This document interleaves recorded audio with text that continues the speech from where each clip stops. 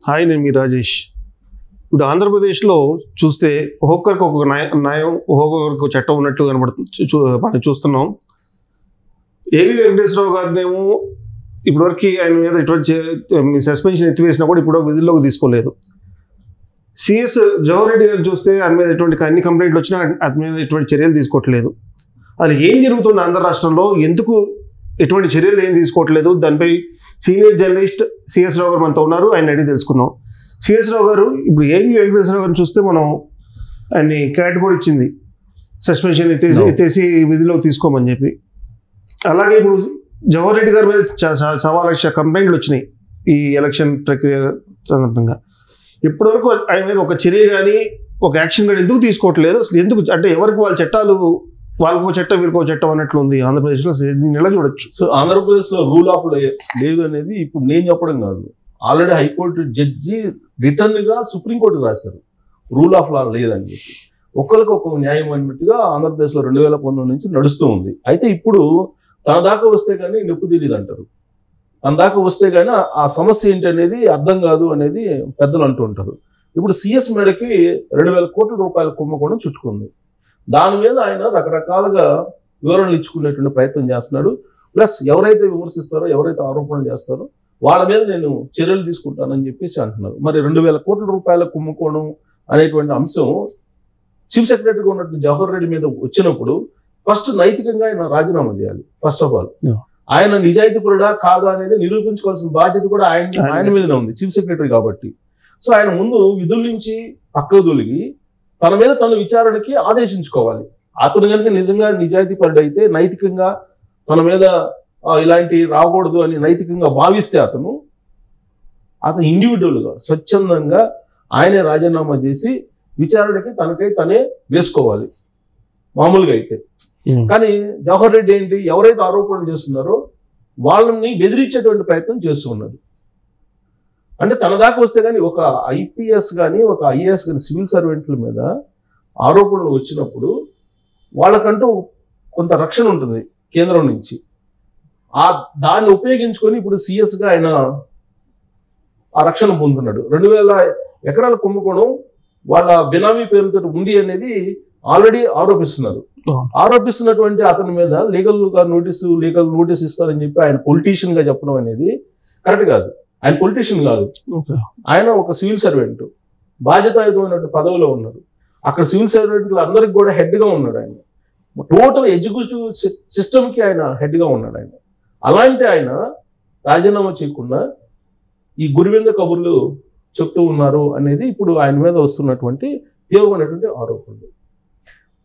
సహచర తోటి సివిల్ సర్వెంట్గా ఉన్నటువంటి ఐపీఎస్ అధికారి ఏబి వెంకటేశ్వరరావుని ఏ విధంగా ఆయన ఇబ్బంది పెట్టాడు, ఆయన మీద చేసినటువంటి అలిగేషన్స్ ప్రూవ్ కాల. సుప్రీంకోర్టులో ప్రూవ్ కాలేదు, హైకోర్టులో ప్రూవ్ కాలేదు, క్యాట్లో ప్రూవ్ కాలేదు, ఎక్కడ ప్రూవ్ కాల. అయినప్పటికీ జవహర్ రెడ్డి ఆయన్ని విధుల్లోకి తీసుకోవాలి. ఇప్పుడు జగన్మోహన్ రెడ్డి ఆపద్ధర్మ ముఖ్యమంత్రి ప్రజెంట్. ఇలాంటి పరిస్థితుల్లో అసలు జవహర్ రెడ్డి ఏబి వెంకటేశ్వరరావుకు సంబంధించిన సర్వీస్లోకి ఆయన తీసుకోవాలా లేదా అనేది అడగాల్సిన అవసరమే లేదు. ఒకవేళ ఎలక్షన్ కమిషన్ అడగాలి, ఆయనకే పవర్ ఉంది. సిఎస్ గా చీఫ్ సెక్రటరీగా ఆయనే డెసిషన్ తీసుకోవచ్చు. లేదు ఆయన డెసిషన్ తీసుకునే పరిస్థితిలో లేనప్పుడు ఎలక్షన్ కమిషనర్ ఉన్నాడు, ఎలక్షన్ కమిషనర్కి లేదా సెంట్రల్ ఎలక్షన్ కమిషనర్కి రాసి పర్మిషన్ తీసుకొని ఆయన డెసిషన్ తీసుకోవాలి. అలా కాకుండా జగన్మోహన్ రెడ్డి దగ్గరికి వెళ్ళి ఏబి వెంకటేశ్వరరావుకి క్యాట్ క్లియరెన్స్ ఇచ్చింది, నేను ఆయన్ని సర్వీస్లో తీసుకోవాలా లేదని చెప్పి ఆపద్ధర్మ పదవిలో ఉన్నటువంటి జగన్మోహన్ రెడ్డిని అడగడం, జగన్మోహన్ రెడ్డి మౌఖికంగా ఆదేశాలు జారీ చేయడం, ఆ మేరకు ఆ క్యాట్ ఉత్తర్వుల్ని సవాల్ చేస్తూ హైకోర్టుకు వెళ్ళడం జరిగింది. అయితే ఎవరి ఆదేశాల మేరకు చీఫ్ సెక్రటరీ ఇప్పుడు క్యాట్ ఉత్తర్వులను సవాల్ చేస్తూ వెళ్ళారు అనేది ఒక పెద్ద ప్రశ్న. చట్ట ప్రకారం కానీ నిబంధనల ప్రకారం కానీ ఆయన వెళ్ళినట్టు ఒప్పుకోవాలి. అసలు ఆయన వెళ్ళాడని కొద్దిసేపు అనుకుంటే ఏబి వెంకటేశ్వరరావు మీద ఇతను కోపం ఉన్నట్టేగా, లేదు కోర్టులు గౌరవించినట్టే అనుకోవాలి. ఇప్పుడు యాక్చువల్గా ఏబి వెంకటేశ్వరరావు మీద సవాల్ చేస్తూ చీఫ్ సెక్రటరీ వెళ్ళాడు హైకోర్టుకి. క్యాట్ ఉత్తర్వులు సవాల్ చేస్తూ చీఫ్ సెక్రటరీ వెళ్ళారు. ఎందుకు వెళ్లాల్సి వచ్చిందని ప్రశ్న వేసినప్పుడు ఏం సమాధానం చెప్తాడు జవహర్ రెడ్డి? నిరాధారమైనటువంటి ఆరోపణలతోటి 2 సార్లు సస్పెన్షన్ చేయడంతో పాటు ఏబి వెంకటేశ్వరరావుని దాదాపు 4 సంవత్సరాల పైగా ఆయన సర్వీస్లో లేకుండా ఒక ఐపీఎస్ ని డీజీపీ క్యాడర్లో ఉన్నటువంటి ఐపీఎస్ ని చేయగలిగారని అంటే ఇంతకన్నా మరొక అన్యాయం ఉంటుందా? ఇప్పుడు మళ్ళీ నాకు న్యాయం కావాలని చెప్పి చీఫ్ సెక్రటరీ వెళ్తున్నాడు. ఆయన మీద వచ్చినటువంటి ఆరోపణలు, ఆయన మీద ఇప్పుడు వస్తున్నటువంటి ఆరోపణలు 2,000 కోట్ల విలువైనటువంటి భూములు కబ్జా చేశారని చెప్పి ఒక పెద్ద అలిగేషన్ వస్తుంది ఆయన మీద. మరి ఆ అలిగేషన్ ని ఇప్పుడు న్యాయ పోరాటం కోరుతున్నాడు కదా, మరి ఇప్పుడు ఇదే న్యాయం మరి ఏబి వెంకటేశ్వరరావుకి ఎందుకు ఈయన ఇవ్వలేకపోయాడు అంటే గురువింద సామెత, తన దాకా వస్తే తన వేలు వస్తే అప్పుడు తెలుస్తుంది అనమాట. ఇప్పుడు సహచర ఐపీఎస్ జరిగినటువంటి సివిల్ సర్వెంట్లే కదా వీళ్ళందరూ, ఐపీఎస్ కానీ ఐఏఎస్ కానీ అందరూ ఒకటే, సివిల్స్ నుంచి వచ్చిన వాళ్ళు సివిల్ సర్వెంట్లు. సో వాళ్ళు అది నిజమా కాదా అని చెప్పి కోర్టు ఇచ్చినప్పుడు కోర్టు ఉత్తర్వులను కూడా ధిక్కరించి ఆయన సవాల్ చేశాడంటే వ్యక్తిగతమైనటువంటి హననం చేసినట్టే కదా ఆయన్ని, ఏబి వెంకటేశ్వరరావు మీద వ్యక్తిగత హననం చేసినట్టే కదా. ఇప్పటి వరకు ఆయన కొననటువంటి ఇజ్రాయెల్ పరికరాన్ని కొన్నట్టు, ఇల్లీగల్గా ఫోన్ ట్యాపింగ్ చేసినట్టు ఆయన మీద నిరాధారమైన ఆరోపణలు మోపారు అనేది సుప్రీంకోర్టు చెప్పింది కదా. అందుకని అత్యున్నత న్యాయస్థానం ఏముంది? అలాంటి ఐపీఎస్ మీద వ్యక్తిత్వ హననం జరుగుతున్నప్పుడు చీఫ్ సెక్రటరీగా ఆయన ముందు అసలు రెస్పాండ్ కావాలి. లేదు ఐపీఎస్ సంఘాలు ఉన్నాయి కదా, వాళ్ళకు ఒక సంఘం ఉందిగా, ఐపీఎస్లకు ఒక సంఘం, ఐఏఎస్లకు ఒక సంఘం, అందరికి కలిపి ఇంకో సంఘం, అందరూ ఉందిగా, మరి వాళ్ళు ఎందుకు రెస్పాండ్ కాలేదు అంటే అదేదో ఏబి వెంకటేశ్వరరావు వ్యవహారం మనకి ఎందుకులే అనుకున్నారు. ఇప్పుడు సిఎస్కి తగులుకుంది 2,000 కోట్లు కొమ్ముకోవడం. రేపు రాబోయేటువంటి రోజుల్లో మిగతా వాళ్ళ వ్యవహారాలు కూడా బయటకు వస్తాయి. ప్రభుత్వం కనుక మారితే ఎవరెవరు ఏం చేశారనేది సస్పెండ్ చేసే అవకాశం లేదా? మరి ఇప్పుడు ఎలక్షన్ కమిషన్ సస్పెండ్ చేసే అవకాశం ఉంటుందా? మరి అసలు యాక్చువల్గా ఎలక్షన్ కమిషన్ ఇన్వాల్వ్ కావాలి. ఇన్వాల్వ్ అయ్యి చీఫ్ సెక్రటరీ అసలు ఎందుకు మీరు సవాల్ చేశారు, హైకోర్టు ఎవరు డైరెక్షన్ మేరకు సవాల్ చేశారు?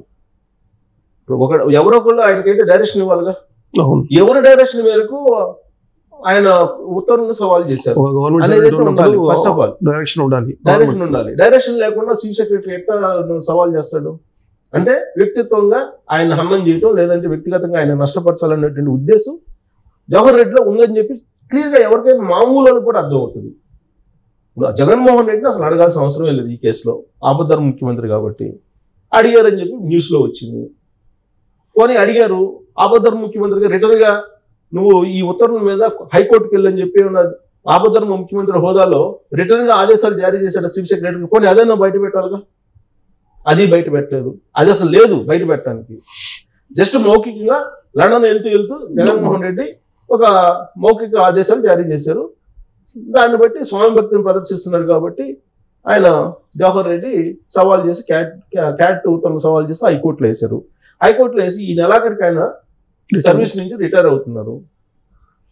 ఆయన సర్వీస్లో లేకుండా రిటైర్ అవడం అనేది రేపు జవహర్ రెడ్డికి వచ్చిందనుకో ఆ పరిస్థితి. ఇప్పుడు ప్రభుత్వం మారుతుందండి, మారే అవకాశాలు కనిపిస్తున్నాయని చెప్పి అంటున్నారు. ప్రభుత్వం మారగానే ఇమీడియట్గా జవహర్ రెడ్డిని పక్కన పడేస్తారు, సర్వీస్ నుంచి తప్పిస్తారు. అప్పుడు అతనికి బాధ అని తెలుస్తుంది కదా.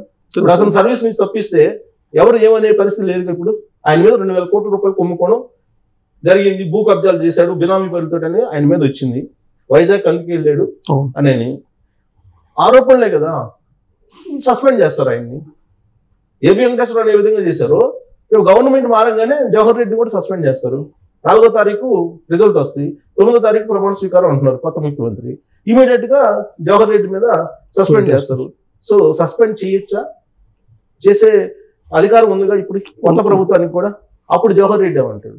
జవహర్ రెడ్డిని మద్దతు పలికేవాడు కానీ, జవహర్ రెడ్డిని వెనకుని నడిపేవాళ్ళు కానీ అప్పుడు ఏమన్నా ఒక మాట అనగలరా? దీంట్లో ఒక క్వశ్చన్ ఉంది సిఎస్ రావు గారు. ఇప్పుడు క్యాట్ ఏబి వెంకటేశ్వరరావు గారు ప్రజలు ఉద్యోగం సస్పెన్షన్ తీసుకోమని చెప్పింది. తీసుకోవాల్సింది జవహర్ రెడ్డి. అవును, ఇవ్వాల్సిన పోస్టింగ్ ఈసీ కదా ఈ టైంలో. అంటే ఈయన ఈసీ కూడా ఇన్వాల్వ్ అయ్యి పోస్టింగ్ ఇవ్వచ్చు కదా. ఈసీ ఇన్వాల్వ్ కావాలి. వాస్తవంగా ఎలక్షన్ కమిషన్ ఆధ్వర్యంలో మొత్తం అడ్మినిస్ట్రేషన్ మొత్తం కంప్లీట్ గా ఉంటుంది. ఇప్పుడు ఉన్నప్పుడు ఎలక్షన్ కమిషన్ ఇన్ఫార్మ్ చేయాలి, ఫస్ట్ సిఎస్ ఇన్ఫార్మ్ చేయాలి. ఇన్ఫార్మ్ చేస్తే దానికి ఎస్ ఆర్ నో చెప్తుంది ఎలక్షన్ కమిషన్. అసలు ఎలక్షన్ కమిషన్ దగ్గర ఫైల్ పంపినప్పుడు ఎలక్షన్ కమిషన్ డైరెక్ట్ ఎందుకు రెస్పాండ్ అవుతుంది? ఇది అడ్మినిస్ట్రేషన్ ప్రాసెస్ కదా. అదే సిఎస్ పంపించాలి.